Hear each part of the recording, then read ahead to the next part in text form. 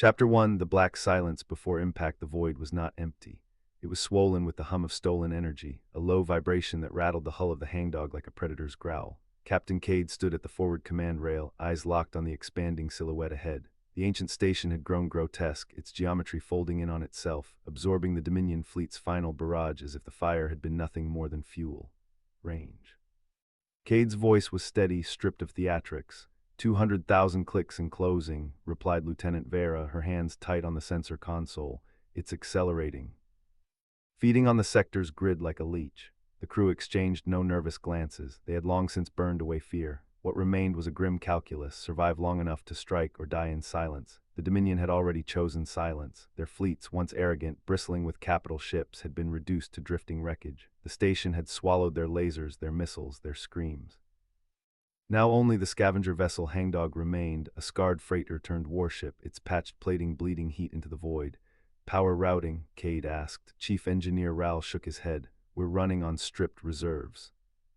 If we push the main batteries, we'll cook the coils, but if we don't push them, we won't scratch that thing. Cade's jaw tightened. Then we cooked them. The crew obeyed without hesitation. They had followed him through Dominion ambushes, pirate sieges, and the psychic storm of the station's first assault. They would follow him into this final clash. The station loomed larger, its surface rippling with absorbed fire. It was no fortress. It was a living weapon, a construct designed to consume war itself. Every Dominion salvo had only fattened it. Now its hull glowed with stolen light, veins of energy pulsing outward like arteries. Captain, Vera said, voice clipped, it's projecting fields. Not shields, something else, it's bending the spectrum. Ral cursed under his breath. It's rewriting the battlefield. Our targeting solutions are going to collapse. Cade didn't flinch. Then we fight blind. The comm crackled. Gunner Jor's voice cut through, harsh and precise. Batteries primed, give the word. Cade raised his hand, palm steady. Hold, let it think we're broken, let it come closer. The crew waited. The silence stretched, punctuated only by the groan of the hull as the station's gravity well tugged at them. The Dominion had underestimated humanity's patience. They had thrown fleets at the station, desperate to prove dominance. The humans had learned to wait, to bleed, to strike only when the void itself demanded it. The station surged forward, its surface splitting open into vast apertures. Energy coalesced, forming beams thicker than dreadnought hulls. The crew of the Hangdog watched as the first lance of light carved through the wreckage of a Dominion cruiser, slicing it into molten fragments. Now, Cade said, the Hangdog's batteries roared. Scorched lasers tore from its hull, jagged beams of concentrated fury. They struck the station's surface, gouging into its glowing veins. For a moment the construct faltered, its feeding rhythm disrupted. Direct hit, Jor barked. We cut into it, but the victory was fleeting. The station absorbed the damage, its wounds sealing with stolen light. The beams that should have crippled it instead became nourishment. Ral slammed a fist against his console. It's turning our fire into food. Cade's eyes narrowed. Then we starve it. He keyed the tactical grid. Cease fire. Redirect all power to maneuvering thrusters. We're not feeding it another shot. The crew obeyed instantly. The Hangdog lurched, engines straining as it veered off the station's direct path. The construct adjusted, its apertures swiveling, beams charging again. Captain, Vera said, voice taut. If we don't fire, it'll cut us apart. Cade's reply was calm, almost cold. It wants our fire more than our hull. Let's see how it reacts when we deny it. The station's beams unleashed, but the Hangdog twisted, rolling through the void with brutal precision. The lances missed by kilometers, carving through empty space. The construct hesitated, its rhythm faltering. Jor exhaled sharply. It's confused. It doesn't know how to fight without feeding. Cade's lips curled into a thin smile. Then we found its weakness. The crew leaned into the silence, every console alive with tension. The Dominion had died because they believed brute force could solve every battle. Humanity had survived because they understood war was not about strength, it was about denial, patience, and the willingness to bleed without breaking. The station pulsed again, its geometry shifting, apertures multiplying. It was adapting. Captain, Ral warned, it's recalibrating. If it learns to feed on our hull instead of our fire, then we don't give it the chance. Cade cut in. Plot a course straight into its core. If it wants us, it'll have to choke on us. The crew stared at him, not in disbelief, but in grim acceptance. They had always known this battle would end in fire. Vera's fingers danced across her console. Course locked. Collision vector in 3 minutes. Cade placed his hand on the rail, steady as stone. All hands brace. We're not here to survive. We're here to make sure nothing else does. The Hangdog surged forward, engines screaming, hull bleeding, sparks into the void. The station loomed ahead, its apertures widening, beams charging for annihilation. The scavenger ship did not flinch. The void trembled as predator and prey collided, and the silence shattered into war. Metal screamed louder than the collision alarms as the hangdog's bow crumpled like wet cardboard, punching through the construct's outer shell, sparks raining from overhead conduits to paint the crew in flickering orange light. Joe went flying from his sensor console, the sharp edge of the panel carving a thin line of blood down his left cheek before he caught himself on the railing. Hull breach decks 4 through 9, Ral yelled over the cacophony, fingers flying across his tactical console as red warning lights strobed across every surface. Atmosphere venting, bulkheads holding for now. Construct apertures are clamping around our bow, we're being sealed in. Forward turret teams, open fire on every closing aperture, Cade ordered, his hand white-knuckled on the bridge rail, voice steady as the ship lurched again. Don't let it cut us off before we reach the core lattice. Turret 1 firing, Corporal Tessa Ree's voice crackled over the comms, sharp and unshaken despite the barrage of impacts rattling her station. Took out 3, but more are popping up like weeds. They're adapting faster than I can track. Sickly violet energy tendrils pierced the hangdog's hull a second later, thin whips slashing through the port side bulkhead and melting through 3 layers of deck plating. The bridge lights flickered, dimming to half power as the tendrils latched onto the main power conduits running along the ceiling. It's feeding, Ral shouted, his console going dark for half a second before sputtering back to life. Power output dropping 18% and falling. If it siphons the reactor before we breach the core, we're dead weight. Purge all auxiliary power conduits, Cade said immediately. Route 100% of remaining reactor output to the forward ram drill and main laser batteries. If it wants power, give it enough to blow its own core apart. Vera's fingers flew across her nav console, blood dripping from a cut on her forehead into the keywell but not slowing her down. Drill is at max output, but the construct's inner lattice is denser than scans showed. We'll only punch through 120 meters of the remaining 200 before we run out of juice. We'll be 80 meters short of the core cavity. Jettison the drill assembly once we break through the outer shell, Cade ordered. Use the ship's remaining kinetic mass to punch the rest of the way. No one's getting off this ship anyway. We don't need life support. Ensign Miller, 19 and 3 months out of the academy, leaned over his sensor console, eyes wide as he stared at the construct's glowing core signature. Captain, the core is spiking. It's going to overload in 3 minutes even if we don't touch it. If we can get a live antimatter round into the core cavity, we can trigger the overload early, take the whole construct out with us. Load the warhead, Cade said. Set the detonation timer to 10 seconds after we breach the core cavity. That's enough time for the blast to propagate through the entire construct before we're close enough to get caught in it. That's a 90% chance the blast takes us out first, Ral said, not arguing, just stating fact. Then we make sure it's 100% for the construct, Cade replied. The hangdog lurched again, the entire ship shaking as the construct tried to shake them loose. A tendril slammed into the bridge bulkhead next to Jor, melting a hole through the durasteel and sending a shower of molten metal across the floor.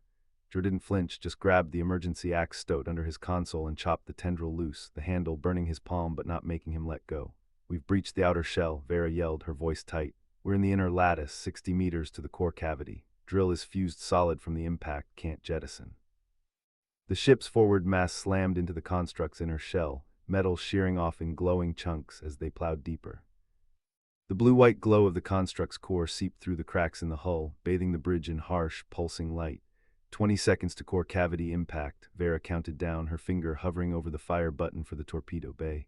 Warhead armed, timer set. Cade tightened his grip on the rail, his jaw set. All hands brace, this is what we came for. The hangdog punched through the last of the inner lattice, and the bridge went blindingly bright, the construct's core yawning open in front of them, pulsing with enough energy to crack a moon. The countdown on Vera's console blinked red. 10-9 Chapter 3. Core breached. The hangdog's hull screamed as it tore through the construct's inner lattice, the vibration rattling teeth and bones alike. The bridge was a furnace of light, every surface glowing with reflected pulses from the alien core. Vera's countdown hit 5, her knuckles white on the console. Cade's voice cut through the chaos, steady, unshaken. Fire. The torpedo bay spat its payload into the cavity. The warhead streaked forward, a spear of engineered annihilation, its guidance systems locked on the pulsing heart of the construct. The crew held their breath as the seconds stretched, the silence broken only by the groan of overstressed metal. Impact. The detonation was not a sound but a tearing of existence. The construct's core flared, a blinding eruption that swallowed the torpedo's blast and magnified it 1,000-fold. The bridge's viewports polarized instantly, but the light still seared through. The hangdog was hurled backward, its hull peeling in strips, atmosphere venting in violent bursts. Shields collapsed. Jor barked, his voice raw. We're naked. The construct convulsed, its tendrils thrashing in death spasms. Segments of its lattice shattered outward, slicing through the void like burning shrapnel. One fragment slammed into the hangdog's port side, carving a trench through decks 3 and 4. Screams echoed over comms, cut short by static. Ral's hands flew over his console, rerouting power. We've got 30 seconds before the reactor cooks itself. Cooling systems are gone. Cade's jaw tightened. Then we ride it into the grave, aim us at the core. If it survives, we don't. The hangdog's thrusters sputtered, then roared as Ral forced them into overdrive. The ship lurched forward, battered but defiant, driving itself into the collapsing cavity. The construct's core was unraveling, its energy bleeding into the void in violent arcs. Vera's voice was hoarse. Secondary warheads are offline, launchers fused. Then we ram, Cade said, calm as ever. All hands brace for terminal impact. The crew exchanged no words of protest. They had known this was the end the moment they signed on. Jor tightened his grip on the axe, absurdly still in his hand as if he might need it again. Vera locked her eyes on the core, refusing to blink. Ral muttered a prayer in a language no one else recognized. The hangdog plunged into the core. The explosion was total. The construct's heart collapsed inward, folding space around itself, a singularity of light and fury. The hangdog was consumed, its hull vaporized, its crew erased in an instant. The shockwave rippled outward, shredding the construct's remaining lattice, scattering fragments across the void. For a moment, silence. Then the sensors of distant fleets lit up, registering the collapse. The arrogant alien empires watching from afar saw their weapon, an indestructible construct meant to break humanity, die in fire. The humans had not survived, but they had won. On the bridge of a distant alien dreadnought, commanders hissed in disbelief. They threw themselves into the core. Madness. Another voice, colder, not madness, calculation. They knew we would see. They wanted us to understand. And understand they did. Humanity was not reckless. Humanity was not desperate. Humanity was deliberate, terrifyingly calm, willing to sacrifice entire crews to ensure victory. The message was clear. Every battle would cost the empires more than they could afford. In the wreckage, fragments of the hangdog drifted, glowing faintly in the aftermath. No survivors, no signals, just silence and the echo of defiance. Episode 21 had claimed another ship, another crew, but the war had shifted. The empires had underestimated the humans, and now they knew. The cost of arrogance was annihilation. The void closed around the battlefield, scorched and empty, waiting for the next clash. Chapter 4. The alien dreadnought Karzul hung in the void like a continent of steel, its hull bristling with weapons that had never known defeat. On its command deck, the officers of the Vadran Empire hissed and clicked in agitation, their crests flaring with disbelief. The humans had destroyed the construct. The impossible had been undone. Signal the fleet, barked Admiral Zaith, his voice sharp as fractured glass. Form the line. Humanity has declared war on inevitability itself. We will answer. Across the void, human task forces were already moving. The Resolute, a capital ship of the Allied Space Forces, slid from the shadow of a fractured moon, its hull scorched but intact. Commander Hale stood at the tactical console, his face unreadable, eyes fixed on the swarm of alien signatures blooming across the sensor grid. They're coming in heavy, reported Lieutenant Ara's, voice steady despite the tremor in the deck beneath their boots. Multiple dreadnoughts, carrier escorts, fighter screens, they want to crush us in one sweep. Hale's reply was calm, almost detached. They'll fail. Patch me through to the fleet. The comms crackled and Hale's voice carried across dozens of ships, each crew listening in silence. They think we're broken. They think the hangdog's sacrifice was desperation. They're wrong. We are deliberate. We are precise. Every shot we fire will cost them blood and steel. Hold formation. Trust the plan. The fleet acknowledged, no cheers, no bravado, just the cold discipline of soldiers who understood the stakes. The void erupted. Alien dreadnoughts opened fire, beams of coherent plasma lancing across kilometers of space, carving through asteroids and vaporizing debris. Human ships responded with disciplined bursts of laser fire, coordinated volleys that struck at weak points in the alien formation. Shields flared, hulls scorched, fragments spun away into the abyss. On the Resolute, tactical screens lit up with impact markers. Direct hit on their forward carrier, Ara's reported. Secondary explosions detected, fighters scattering. Hale's tone never shifted. Maintain pressure, target their command relays, cut their coordination. The alien admiral watched in fury as his fleet faltered. They fight like machines, Zaith spat. No panic, no hesitation, every strike calculated. Admiral, one of his officers warned, their lasers are piercing our shield harmonics. They've mapped our frequencies. Zaith's crest flattened in rage. Then shift the harmonics, adapt. They cannot outthink us, but the humans already had. On the Resolute, Hale's eyes narrowed as the alien shields flickered. They've shifted. Good. That means they're reacting. Keep cycling our frequencies. Force them to chase us. The battle became a brutal rhythm, alien volleys hammering forward, human lasers cutting sideways, each side bleeding hulls into the void. A Vadran cruiser split apart under concentrated fire, its core detonating in a silent bloom of light. A human destroyer was gutted by plasma, its crew erased in an instant. Casualty reports coming in, Ara said quietly. Hale didn't flinch. Log them, keep firing. The alien admiral's fury grew. They sacrifice ships without hesitation. They waste lives as if they mean nothing. No, his second-in-command corrected, voice low. They spend lives as if they are currency. Every death buys them ground. Every loss buys them victory. Zaith's silence was heavy. He understood now. Humanity was not reckless. Humanity was not fragile. Humanity was willing to bleed until the empires drowned in their own arrogance. The Resolute shuddered as a plasma beam grazed its hull, tearing open a section of deck plating. Emergency bulkhead slammed shut, sealing the breach. Hale didn't look up. Damage control report. Containment holding. Casualties minimal. Good. Redirect power to forward batteries. Target their flagship. The tactical grid shifted, highlighting the Karzul. Hale's voice was steady, almost surgical. We cut off the head, the body collapses. The fleet obeyed. Coordinated volleys converged on the alien dreadnought, lasers burning through its shields, carving into its armor. Explosions rippled across its hull, venting atmosphere and fire into the void. On the alien bridge, alarms screamed. Officers scrambled, shouting in panic. Zaith stood rigid, crest trembling. They mean to kill us here. They mean to erase us. His second-in-command hissed. Then fight to the last. Show them we are not prey. But the humans were already closing in. The Resolute's forward batteries unleashed a final barrage, beams slicing through the Karzul's core. The dreadnought convulsed, its hull splitting, its reactors cascading into meltdown. A silent inferno consumed it, scattering fragments across the void. On the Resolute, the bridge was quiet, no cheers, no celebration, just the cold acknowledgement of another victory bought with blood. Hale's voice broke the silence. Log the kill, prepare for the next wave, because there would be a next wave, there always was, and the humans would be ready. The void swallowed the wreckage, scorched and silent, as fleets repositioned for the battles yet to come. Humanity had spoken again, not with words but with fire, deliberate, terrifyingly calm, willing to bleed until the empires broke. The war was far from over, but the message was clear. Every clash would cost the empires more than they could afford. Chapter 5. The silent advance. The wreckage of the Karzul dreadnought drifted like a gutted carcass, its molten fragments scattering into the void. The humans did not linger. They never did. Victory was not a pause, it was a pivot. Admiral Hale stood at the Resolute's command dais, eyes fixed on the tactical projection. The alien fleet was regrouping, their formations tightening, their arrogance bruised but not broken. Hale's voice was steady, stripped of emotion. Vector the fleet forward, maintain pressure, we don't give them time to breathe. Confirmed, replied Commander Rourke, his tone clipped.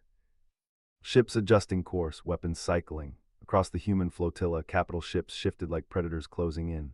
Their hulls bore scars from the last exchange, blackened plating venting plasma, but their lines remained sharp, their intent unshaken. The alien empires had expected panic, retreat, hesitation. Instead, they faced silence and precision. On the alien flagship, the atmosphere was different. Zaith's crest twitched with fury as reports streamed in. The humans advance without pause. They do not fear our numbers, his second-in-command spat, mandibles clicking. They are reckless, their hulls blade, they cannot sustain this pace. Zaith's gaze hardened, and yet they do. They fight as if death is irrelevant. The alien fleet adjusted, layering their ships into a defensive wall. Massive carriers pushed forward, their hangars vomiting swarms of interceptors. Cruisers aligned in overlapping arcs, their plasma batteries charging. The void lit with anticipation, a storm waiting to break. Back on the Resolute, Hale's orders cut through the tension. Target their carriers, remove their eyes and claws. Without fighters, their wall collapses. Designating priority targets, Rourke confirmed.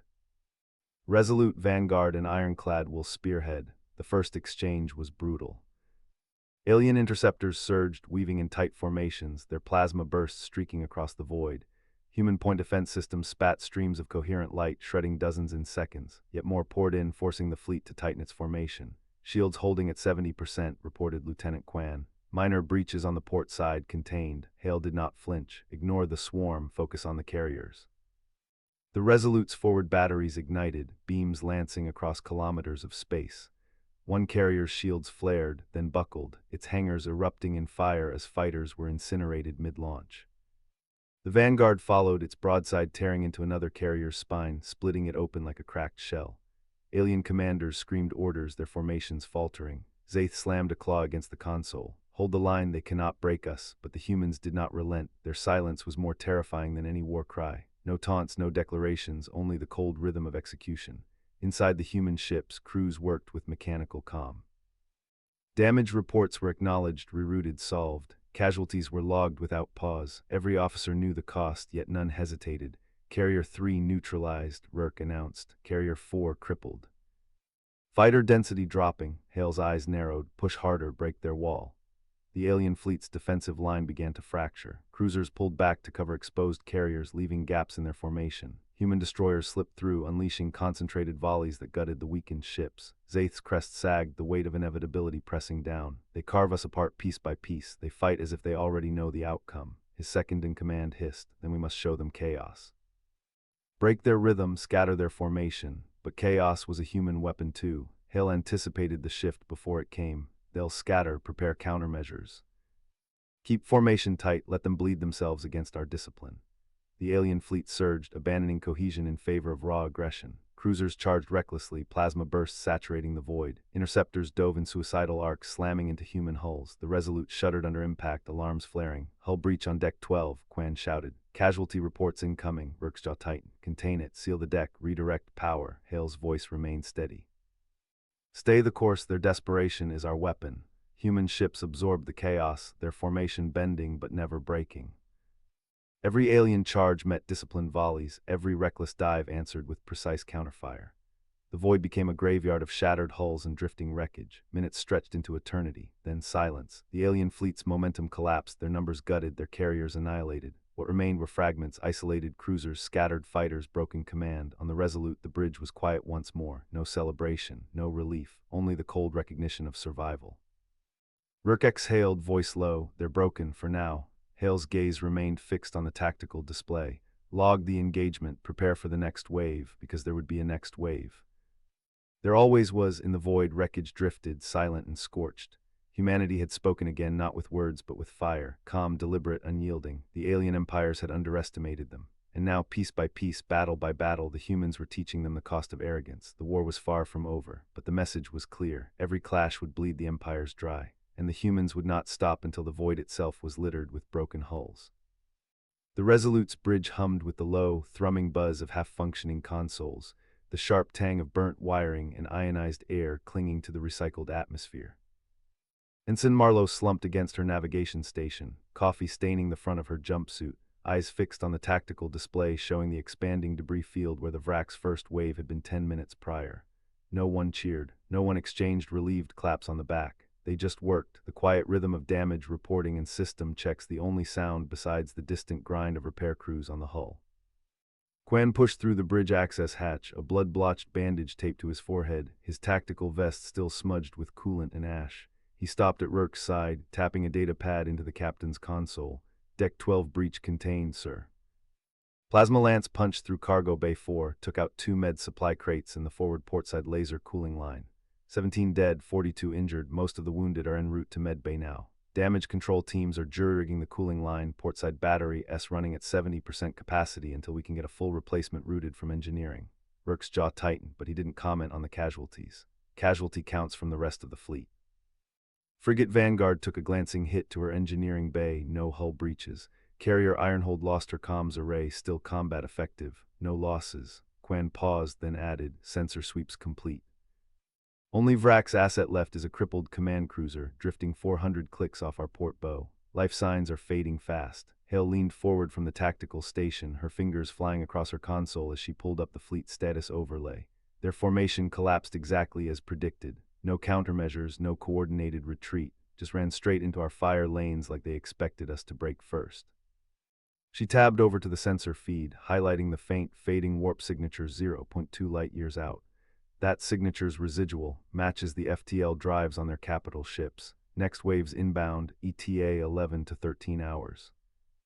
Not enough time for full repairs, but enough to get critical systems online. Before Rourke could respond, Hale pinged the Vrak's cruiser's open comms frequency, pulling up the fragmented data stream it had been broadcasting since its engines failed. The alien captain's guttural, distorted voice filled the bridge speaker, gloating even as his life support gave out. Hegemony will return with 12 carriers, 300 cruisers. You apes got lucky this time.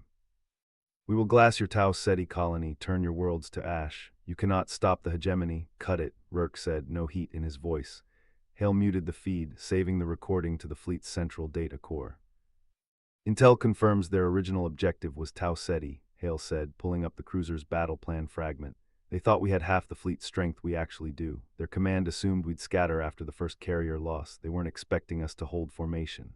She tabbed over to a priority message queue, flagging it for Tau Ceti's Colonial Defense Force. I'm sending a warning to Tau Ceti to begin non-essential evacuation.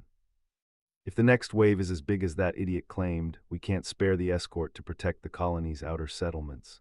Rourke nodded, turning to the comms officer. Route the message through the fastest FTL buoy we have. Make sure it gets through before they jump. He paused, then looked at Quan. Prioritize the portside laser battery repair. If they come in fast like the first wave, we're going to need every watt of output we can get. Quan saluted, already turning to head back to engineering. Rourke stepped away from the tactical display, retreating to the small, ready room off the bridge. He poured a shot of cheap whiskey from the cabinet by the door, the glass heavy in his hand. The photo propped on the desk was faded at the edges. His daughter, Leela, grinning with a gap-toothed smile, holding a model of the Resolute she'd made for his last birthday, Tau Ceti. If the Vraks made good on their threat, she'd be on the first evacuation shuttle, but the outer colonies didn't have enough transports for everyone. He downed the whiskey in one burn, the warmth doing nothing to settle the cold weight in his chest. He stepped back out onto the bridge just as Voss called out, Sir, Vrak's cruiser life signs have flatlined, wreckage is drifting into the debris field. Mark it for salvage, Rourke said, resuming his place at the head of the bridge. Log the engagement, update all fleet battle protocols with the Vraks' attack patterns. Rotate damage control and sensor teams for 4-hour rest cycles. Everyone else stands down until 400 ship time. Hale glanced up from her console, the faintest hint of a smile tugging at the corner of her mouth, gone before anyone else could see it. Acknowledged, Captain. Rourke looked out the viewport at the silent, scorched graveyard of alien hulls drifting against the black of space. The Vraks thought they could break humanity with a single surprise attack. They'd been wrong. And the next wave would learn the same lesson, written in laser fire and shattered hulls. Chapter 7, Episode 21, Bleeding Hulls, Scorched Lasers. The bridge lights dimmed as the tactical grid expanded, filling the air with the cold geometry of war. Captain Rourke's jaw tightened as the sensor sweep revealed the next wave. 3 Vraks capital destroyers, their hulls bristling with angular weapons arrays, moving in formation like predators circling wounded prey. The humans had won the last exchange, but the Vraks weren't retreating. They were escalating. Range. Rourke asked, voice steady. 200,000 clicks in closing, Hale replied, her fingers dancing across the console. They're burning hard, sir. No hesitation. Commander Voss leaned forward, eyes narrowing. Arrogant, they think we're spent. They're not wrong, Rourke muttered. He glanced at the damage report scrolling across the side display. Half the port batteries offline, reactor shielding compromised, and the aft hangar sealed after the firestorm. The Resolute was bleeding, but she was still in the fight. Bring the fleet net online. I want every ship patched into our targeting matrix.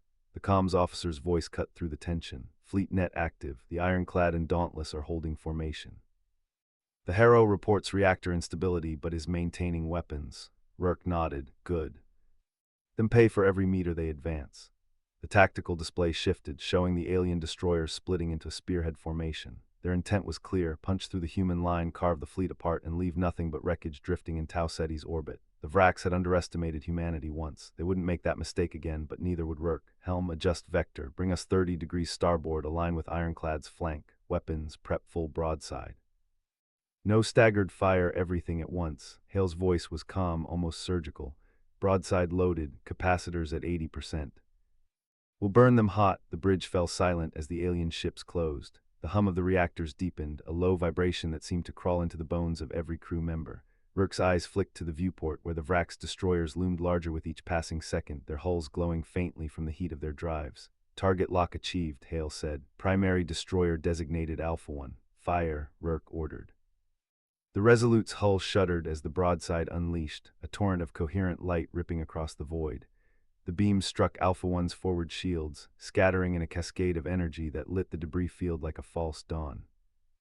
The alien ship staggered, its formation disrupted, but the shields held, barely. Damage to Alpha 1, shields at 60%, Hale reported. Secondary vessels adjusting formation. Return fire incoming, Voss barked. The Vraks retaliated with precision. Scorched beams lanced across the void, hammering the Resolute's weakened port side. The ship groaned under the impact, hull plating vaporizing in bursts of molten fragments. Alarms screamed across the bridge. Port batteries offline.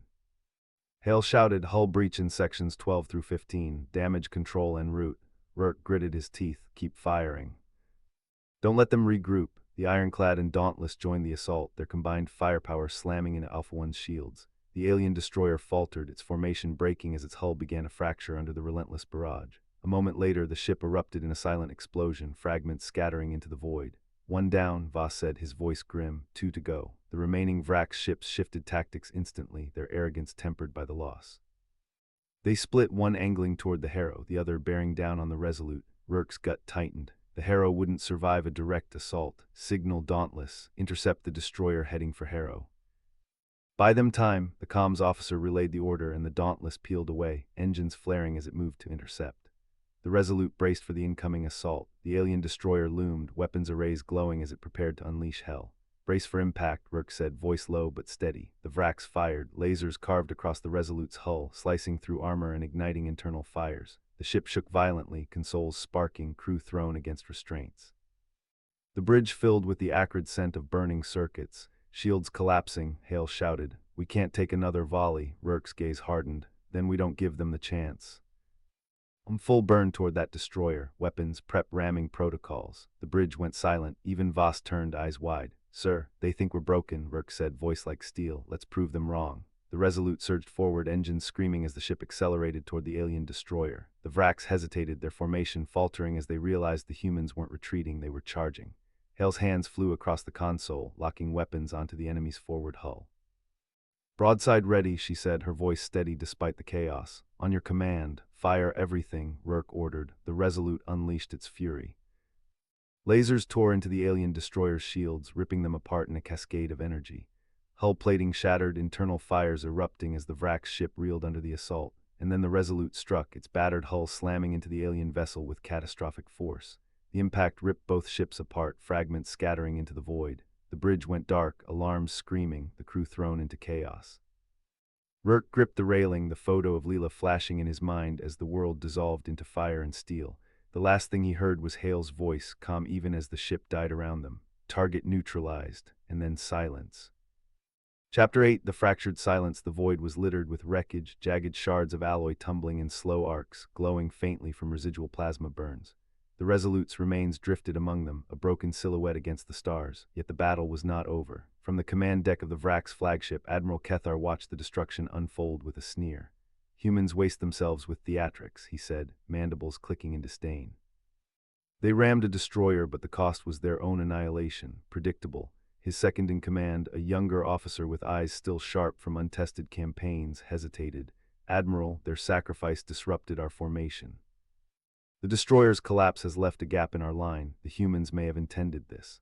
Kethar's glare silenced him. "They are primitives. They do not think in layers of strategy. They lash out like cornered beasts." But across the debris field, hidden within the electromagnetic chaos of the collision, fragments of the Resolute's tactical network still pulsed. Hale's final command had not been a death cry, it was a trigger. Deep within the wreckage, automated drones detached from the shattered hull. They were small, angular, built for stealth. Their drives ignited in silence, slipping into the blind spot created by the destroyer's demise. On the human fleet's secondary carrier, the Vanguard, Commander Rourke's voice echoed through encrypted channels. His image flickered, scarred and bloodied, but alive. "Resolute is gone, but the Vrax think we're finished. That arrogance is our weapon. Hale's drones are moving, prepare to exploit the breach." The Vanguard's bridge crew straightened, exhaustion replaced by grim determination. Lieutenant Voss, still shaken from the loss of comrades, forced his voice steady. "Sir, the drones are threading through the wreckage. They'll reach the flagship's ventral arrays in 3 minutes. Then we hold their attention," Rourke said. "All batteries fire at will. Make them believe we're desperate." The Vanguard's guns roared, beams slicing across the void. The Vrax fleet responded with contemptuous volleys, their superior firepower hammering the carrier's shields. Sparks cascaded across consoles, alarms blaring, but the humans did not flinch. On the Vrax flagship, Admiral Kethar leaned forward, mandibles twitching in satisfaction. "See, they throw themselves against us knowing they cannot win. End this charade, focus fire on the carrier." The younger officer spoke again, voice tight. "Admiral, sensors detect anomalous movement in the debris field, small signatures converging on our position." Kethar dismissed it with a wave of his clawed hand. "Scrap metal, ignore it," but the drones were not scrap, they were knives in the dark. As the Vrax flagship concentrated its fury on the Vanguard, the drones latched onto its hull, burrowing into seams of armor with precision drills. Explosive charges armed silently, synchronized to detonate in sequence. On the Vanguard, Voss whispered, "They're in position." Rourke's reply was cold, deliberate. "Detonate." The void erupted. The Vrax flagship shuddered as its ventral arrays tore apart, cascading failures racing through its systems. Shields flickered, engines sputtered, and the proud vessel staggered like a wounded predator. Chaos swept the Vrax formation. Their disciplined lines fractured, ships colliding as they scrambled to compensate. The humans pressed the advantage, every gun firing, every missile launched. On the flagship's bridge, Admiral Kethar's sneer dissolved into rage. Impossible how, his words cut off as fire consumed the command deck, consoles exploding, officers thrown into the air. Rourke watched from the vanguard, his face illuminated by the glow of destruction. "They thought we were broken," he murmured. "Now they know what broken humans can do." The battle was far from won. The vanguard's shields were collapsing, its hull scarred and bleeding atmosphere. But the Vrax flagship was crippled, its authority shattered. For the first time, the alien empire faltered, and in that fracture, humanity's defiance burned brighter than any laser. The silence after the detonation was not peace, it was the pause before the next storm. The wreckage drifted, glowing embers in the endless dark, as both fleets recalibrated for the slaughter yet to come. Rourke stood tall, blood drying on his temple, voice steady as steel. "We've drawn blood, now we finish this." The crew answered with a single word, sharp and unified. The void trembled as the battle surged anew. Chapter 9, Episode 21, Bleeding Hulls, Scorched Lasers. The void erupted again, no longer a battlefield but a furnace. Human cruisers carved arcs of fire through the fractured Vrax lines, each salvo timed with brutal precision. The alien fleet, once a wall of arrogance and symmetry, now resembled a collapsing lattice, its geometry shredded by human improvisation. "Target their stabilizers," Rourke ordered, voice clipped, eyes locked on the tactical display. "Don't waste power on the hull, break their balance and they'll tear themselves apart." The Vanguard's gunnery crews responded instantly. Lasers lanced outward, not at the Vrax armor but at the delicate fins and protrusions that kept their massive ships aligned. One by one, alien vessels began to spin, their formations unraveling further. On the Vrax dreadnought Kethar's wrath, chaos reigned. The bridge was a storm of sparks and smoke, officers clawing at controls that no longer obeyed. Admiral Kethar, his face streaked with ash, slammed a clawed hand against the console. "Stabilize the line, do not yield to these primitives." His command carried desperation, not authority. But the humans were not primitives. They were predators who had learned to fight with scraps, who had turned desperation into doctrine. "Enemy dreadnought attempting to regroup," Lieutenant Hale reported. "They're pulling their escorts tight, trying to shield the flagship." Rourke's jaw tightened. "Then we cut the escorts first."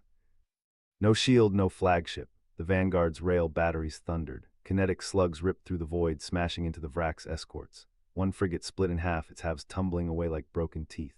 Another erupted in a blossom of plasma, its reactor spilling fire across the battlefield. The humans pressed harder. Every ship in the task force moved with ruthless coordination, weaving through debris, exploiting every gap. The Vrax had numbers, but numbers meant nothing when cohesion was gone. "Sir," Hale said, voice low, "our shields are at 12%. Hull breaches on decks 7 through 9. Casualty reports climbing." Rourke didn't flinch. "We hold." "Hull blades, we bleed with it. Keep firing." The crew obeyed without hesitation. Fear had no place here, only resolve. Across the void, Admiral Kethar's rage boiled into panic. He watched his escorts die, his flagship crippled, his empire's pride unraveling. "They are vermin," he screamed. "Crush them, burn them." But his officers no longer moved with certainty. Their hands shook, their voices faltered. The humans had done more than damage their ships. They had shattered their belief in invincibility. The Vanguard's tactical officer, Commander Vera, leaned forward. "Sir, if we push now, we can drive them into the asteroid belt. Their sensors will falter in the debris." "We'll have the kill." Rourke's eyes narrowed. "Do it. Herd them into the rocks, make the void their grave." The fleet shifted, human ships maneuvering with brutal elegance. Missiles streaked ahead, detonating in calculated patterns, forcing the Vrax to veer toward the belt. The aliens resisted, but every attempt to break free was met with precise counterfire. The asteroid belt loomed, jagged shadows against the stars. The Vrax ships stumbled into it, their sensors scattering against the interference. Human vessels followed, weaving through stone and ice with practiced ease. "Lock targets," Rourke commanded. "No mercy." The belt became a slaughterhouse. Lasers carved through rock and hull alike, explosions echoing in the silence of space. Vrax ships collided with asteroids, their hulls rupturing, their screams lost to the void. On the Vanguard's bridge, the crew watched as the enemy fleet disintegrated. Hale's voice trembled, not with fear but awe. "They're breaking, sir, they're breaking completely." Rourke's gaze remained cold. "They thought we were prey, now they know we are hunters." The final Vrax cruiser tried to flee, engines flaring. Rourke raised a hand. "End it." A single rail slug tore through the cruiser's core. It vanished in a burst of fire, fragments scattering into the belt. Silence followed. Not peace, never peace, but silence. The battlefield was a graveyard of wreckage, glowing embers drifting among shattered stone. Rourke exhaled slowly, blood still crusted on his temple. Status, critical damage across the fleet, Vera reported, but we're alive and they're not. The crew exchanged glances, exhaustion etched into their faces. They had survived the impossible. Rourke straightened, voice steady. This was not victory, this was survival. Victory comes when the Empire itself burns. The words carried weight, heavier than the wreckage outside. Humanity had drawn blood, but the war was far from over. In the silence of the asteroid belt, amid the drifting corpses of ships and empires, the humans prepared for the next storm. And Rourke, unyielding, whispered to himself, "We finish this." Chapter 10. The ashen silence. The asteroid belt had gone quiet, but silence in war was never absence, it was anticipation.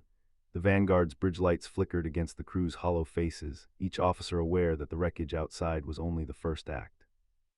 Rourke stood at the command dais, his boots planted as if welded to the deck. "They'll send more," he said flatly. "The Vraks don't accept humiliation.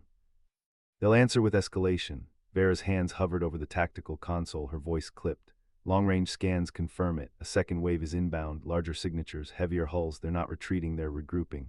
Hale swallowed hard, eyes darting to the viewport where fragments of the first fleet still drifted.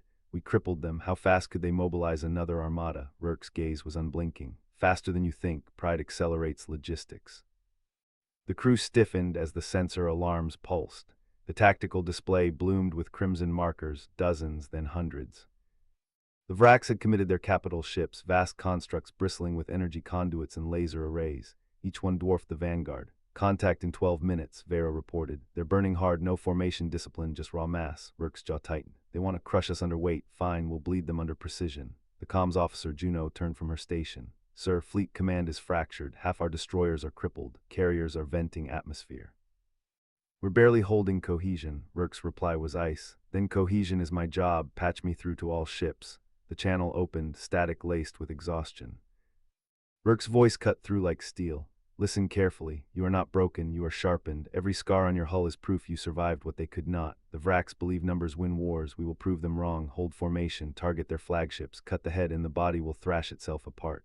The silence that followed was not hesitation, it was grim acceptance. Across the battered fleet, captains straightened, crews steadied, and weapons charged. The asteroid belt trembled as the Vraks armada surged into range. Their capital ships opened fire, beams of searing light carving through stone and steel alike. Asteroids vaporized, fragments scattering like shrapnel. "Shields at 60%, Hale shouted, bracing against the shockwave. "Return fire," Rourke ordered. The Vanguard's spinal railgun thundered, a slug tearing across the void. It punched through the lead Vrak's dreadnought, rupturing its reactor. The explosion was silent yet colossal, a blossom of fire that consumed half its escorts. "Direct hit," Vera confirmed, her tone steady despite the chaos, but the Vraks pressed harder. Their lasers scythed through human frigates, slicing hulls open like paper. Screams filled comm channels before cutting to static. Juno's voice cracked. "We're losing ships too fast." Rourke cut her off. "Focus. Every loss buys us seconds." Seconds win battles. The Vanguard rolled hard, thrusters straining, weaving between asteroid fragments. Its guns spat fury, shredding Vrak's cruisers one by one. Yet for every kill, 3 more enemies surged forward. On the tactical display, the human fleet was shrinking. Red markers multiplied, blue markers vanished. Vera's knuckles whitened on the console. "We can't hold this line." Rourke's eyes narrowed. "Then we bend it, redirect power to forward batteries, aim for their command carrier." The crew obeyed without hesitation. Energy surged through conduits, the ship trembling under the strain. The railgun charged again, its barrel glowing. "Target locked," Vera said. "Fire!" The slug ripped through space, colliding with the Vrak's command carrier. Its hull buckled, flames erupting from within. The massive vessel staggered, its weapons faltering. Confusion rippled through the enemy formation. "They're hesitating," Hale breathed. Rourke's voice was a blade. "Exploit it. All ships, concentrate fire, break their spine." The fleet rallied, battered ships pouring every remaining round into the crippled carrier. Explosions cascaded across its hull until it split apart, fragments scattering like burning ash. For a moment the tide shifted. Human ships surged forward, carving gaps into the Vrak's line, but victory was illusion. More Vrak's reinforcements emerged from the dark, colossal silhouettes blotting out stars. Their weapons ignited, a storm of lasers descending. The Vanguard shuddered under impact, alarms screaming. Hull plating peeled, atmosphere vented, flames licked across the bridge. "Structural integrity failing," Vera shouted. Rourke stood unmoving, his voice calm amid the chaos. "We hold until the last hull bleeds, until the last laser scorches. Humanity does not retreat." The crew stared at him, terror and resolve mingling. They knew the truth. Survival was no longer guaranteed. The battle had become a crucible, and the only path forward was through fire. Outside, the void burned. Capital ships collided, lasers carved, hulls ruptured. The battlefield was no longer a clash of fleets, it was annihilation, and in the heart of it the vanguard fought on, bleeding, scorched, unyielding. The silence that had followed the first slaughter was gone. Now the void roared with fury, and no one, not human, not Vrax, would leave it unscarred. Chapter 11. The void was a furnace. The vanguard's hull screamed as another barrage tore across its flank, molten metal spraying into the abyss. Crew braced against the shock, consoles sparking, oxygen masks sealing tight. Every breath tasted of smoke and iron. Enemy formation tightening, Vera reported, voice clipped, precise. They're locking us into a kill box. Rourke's eyes narrowed. Then break the box. Hale's hands flew across the tactical board, redirecting fire control. Target their lead dreadnought. If it folds, the rest will scatter. The humans had no reserves left. Every missile rack was dry, every railgun barrel warped from overuse. Only the lasers remained, their beams ragged but still lethal. The Vanguard's batteries pivoted, aligning with the monstrous silhouette ahead. Fire. The beams lanced outward, converging on the Vrax dreadnought. Its shields flared, then buckled. Armor plates ruptured, spilling incandescent fragments. For a heartbeat, the alien Leviathan staggered. But arrogance had bred resilience. The Vrax ship steadied, its return volley a wall of light that hammered the Vanguard's bow. Forward decks collapsing, shouted an ensign. Casualties too many to count. The bridge shook, bulkheads groaning, yet Rourke stood immovable, his tone colder than the void. We bleed them. Every second we hold, humanity learns how to kill them faster. The crew absorbed his words like steel poured into their veins. Fear did not vanish, it hardened. Outside, the battle was no longer lines and maneuvers. It was chaos incarnate.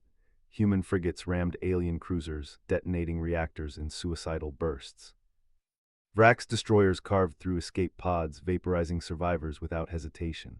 The clash had stripped away strategy, only raw defiance remained. Signal from the Dauntless, Hale said, voice low. They're going dark, reactor breach. On the main display, the Dauntless bloomed into fire, its hull splitting apart, fragments spinning into the storm. Silence followed, then static. Vera's jaw clenched. That was our last heavy escort. Rourke's reply was a whisper, yet it carried across the bridge. Then we are the Spear. The Vanguard surged forward, thrusters burning white. Its battered frame cut into the Vrax line, lasers carving arcs across alien hulls. Every strike was answered with punishment, but the humans pressed on, relentless. Enemy carrier launching swarm craft, Hale warned, vectoring toward our aft. Deploy countermeasures, Rourke ordered. We're out, Vera snapped. A pause, then Rourke's voice steady as stone. Then we improvise. The crew moved without hesitation. Engineering rerouted coolant into exhaust vents, creating a cloud of frozen vapor. The swarm craft plunged into it, sensors blinded, colliding with each other in confusion. The Vanguard's rear batteries seized the moment, shredding the survivors. Direct hit on swarm, Hale confirmed. Minimal breach, the bridge erupted in ragged cheers, quickly silenced by another impact. The Vanguard's starboard wing tore open, atmosphere venting in a violent plume. Containment failing, Vera shouted. Rourke's gaze swept the carnage. Seal it, sacrifice the wing if you must. The order was brutal but necessary. Bulkhead doors slammed shut, cutting off entire sections of the ship. Dozens of crew were left behind, their screams fading into static. The silence that followed was heavier than any explosion. Hale's voice trembled. We just killed our own. Rourke's reply was merciless. Better they die buying seconds than all of us die wasting them. The words cut deep, but no one argued. Outside, the Vrax dreadnought loomed again, its weapons charging for a final strike. The Vanguard systems flickered, power reserves dwindling. Captain, Vera said quietly, we won't survive another volley. Rourke's eyes locked on the enemy ship. Then we make sure they don't either. He turned to Hale. Plot collision course. The bridge froze. Hale's hands hovered, unwilling. Sir, do it. The command was absolute. Hale obeyed. Engines roared, the Vanguard accelerating toward the dreadnought. Alarms screamed, hull plating peeled, but the ship surged forward like a blade driven into flesh. The Vrax realized too late. Their dreadnought tried to veer, but the Vanguard was already upon them. Impact. Metal shrieked, fire blossomed, and the void itself seemed to convulse. The Vanguard's bow drove into the alien hull, reactors overloading, energy surging into catastrophic release. On the bridge, Rourke stood unflinching, eyes fixed on the enemy. Humanity does not retreat, he whispered. The explosion consumed both ships, a storm of fire and shattered steel scattering across the battlefield.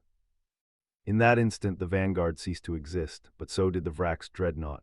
The clash had claimed them both, leaving only wreckage drifting in silence.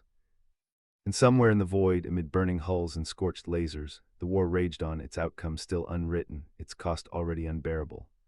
The shockwave from the merged reactor detonation ripped across the 120-kilometer battle zone at 0.2 C, scouring everything in its path before the visible fireball even fully expanded. 3 Vrax destroyers screening the dreadnought's port flank took the brunt of the thermal pulse first. Their sensor arrays vaporized in 12 milliseconds, hull plating sheared off in 2-meter sheets, and two twisted into each other before secondary antimatter charges cooked off their magazines. On the human side, the light carrier USS Cutlass's flight deck melted into slag before its captain could order the embarked fighter wing to launch. 72 pilots and 144 aircrew lost before they ever cleared the bay. The fireball itself hit 18 kilotons of TNT equivalent in the first 3 seconds, bright enough to cast sharp shadows on the inner planets of the nearby Procyon system 2.3 light-years out. When the glare faded, there was no sign of the Vanguard or the Vrax dreadnought left, only a jagged, fused mass of twisted durasteel and melted alien alloy, still glowing cherry red at its edges, drifting slowly through the void. Both ships' command crews had been incinerated before their nervous systems could register the impact. High Exarch Vorek of the Vrax 7th Flotilla had spent 12 standard years climbing the hegemony's command ladder, convinced human upstarts would fold before his fleet's superior firepower.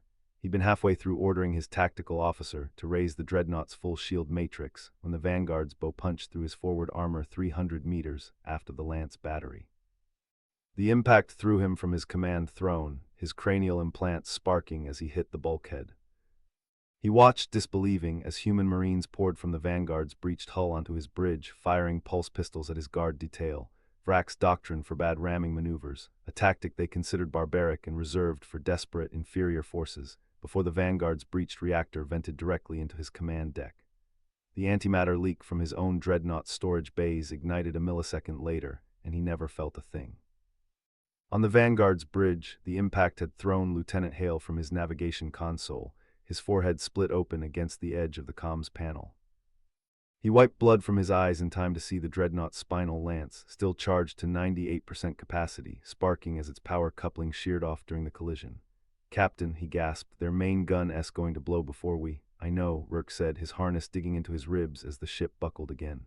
Vera was at his side, a shard of viewport glass embedded in her cheek, blood dripping down her flight suit. She didn't flinch as another alarm blared, signaling the Vanguard's reactor containment was failing. "We're not going to make it out of this," she said, not a question. Rourke's eyes were fixed on the flickering tactical display, where the Vrax dreadnought's shields were flickering out, its weapons systems dead. "No, but we took their flagship with us, that's enough." He keyed the fleet-wide comms, cutting off the panicked reports from the Cutlass and the destroyer screen. "All hands brace for final, Rourke out." The reactor cascade hit 0.8 seconds later.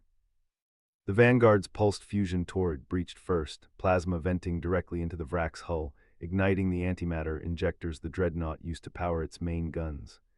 The two blasts merged into a single, blinding white flash that erased both ships from sensor scans for 12 full minutes. When the human fleet's surviving ships stopped running damage reports, the silence was deafening. The Vrax flotilla, leaderless, their flagship and primary heavy weapons platform gone, started to pull back, their formation broken, 27% of their total tonnage disabled or destroyed. The human fleet had lost 41% of its operational vessels, including every capital ship larger than a destroyer, but the Procyon system was still in human hands. A surviving destroyer picked up the faint, corrupted signal of the Vanguard's black box an hour later, drifting in the wreckage field. Only audible fragment was Rourke's voice, calm and unshaken. "Humanity does not retreat." The signal cut out before the rest of the transmission could come through. The Vrax hegemony would send 3 more flotillas to retake Procyon within the next 6 months. The human defense fleet would be rebuilt, new crews trained, new ships launched. The war would grind on, its outcome still unwritten, its cost already unbearable. Somewhere in the void, amid burning hulls and scorched laser burns, the line held.